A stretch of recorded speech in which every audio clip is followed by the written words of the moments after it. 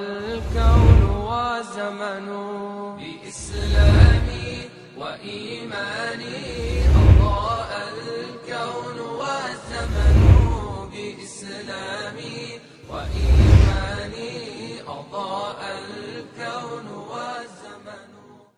بسم الله الرحمن الرحيم. الحمد لله المتجلي بالجلال والجمال وله محض الكمال، والصلاة والسلام على سيد الوجود وعلم الشهود والأصل في كل موجود. بادئ بدء أريد أن أشكر تي في ناصر الحق بالحق على تغطيتها لهذه المناسبة،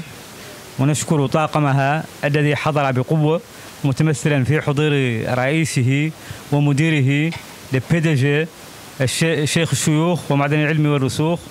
الشيخ محمد بن الحاج عمر نياص. كما أثمن وأشكر حضور الشرفاء الأجلاء أبناء ففا والشيخة الشريفة خديجة، وأشكر الجميع كل باسمه وجميل واسمه. ولد صلى الله عليه وسلم عام الفيل سنة 571 للميلاد، وكانت قصة الفيل الواردة في القرآن قصة الفيل الواردة في القرآن من إرهاصات نبوته صلى الله عليه وسلم، والإرهاصات ما كان من الخوارق قبل البعثة، وكان ميلاده في أصح الأقوال يوم 12 من ربيع الأول الموافق 20 إبريل، وقد حملت به أمه في رجب في تلك السنة، ووجدت عند وضعه ما لا يحصى من الخوارق حتى تراءت لها قصور الشام، وخرج من نور حجرها إلى السماء، وخرج نور من حجرها إلى السماء، ولم تحس بما تحس به الحوامل، وقد وقعت خوارق عند ميلاده صلى الله عليه وسلم، وهي أن غاصت البحار كما وقع في بحيرة ساوت، وخمدت النيران كما وقع لنار فارس التي كانت مضاءة منذ 10,000 سنة، وانصدع إيوان كسرى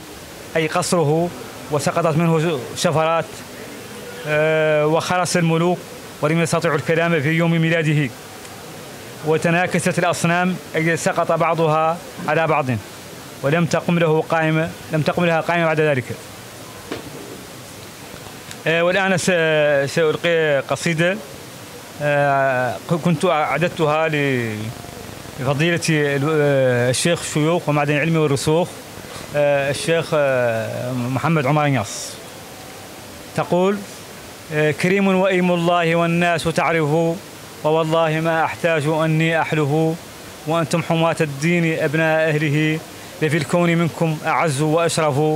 محمد عمر نياص إمامنا، يا من صفاته تؤدب من يثني عليه وتطرف، لكم بسطة لا يملك الناس ردها، وسبق إلى المعروف لا تتخلفوا، ترى الناس إذ يمشي يسيرون خلفه، وإن يتوقف في المسير توقفوا،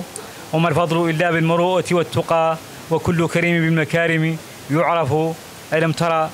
أن النبع يصلب عوده، وأن السخاء طبع ولا يتكلف، لكم شيم كالقطر لا يحصى عدها، فمنهن موصوف وما ليس يوصف، بخدمة دين الله هي حياتكم، بكم ينجلي الإشراك والسوء يصرف، تحدث عنك الناس في جلساتهم أحاديث تشفي المدنفين وتشغف، فوالدكم الميمون شمس لناصر، له مشرق الدنيا ومغربها أنف، وهل تهدم الأيام مجد أساسه، من البر والتقى وذكر مشرف، أدام لنا المولى إضاءة شمسكم، وليس لها يوم غروب ولا كشف، صلاة على طه تدم بفاتح، نرددها ما ارتد للناظر الطرف. والسلام عليكم ورحمة الله تعالى وبركاته.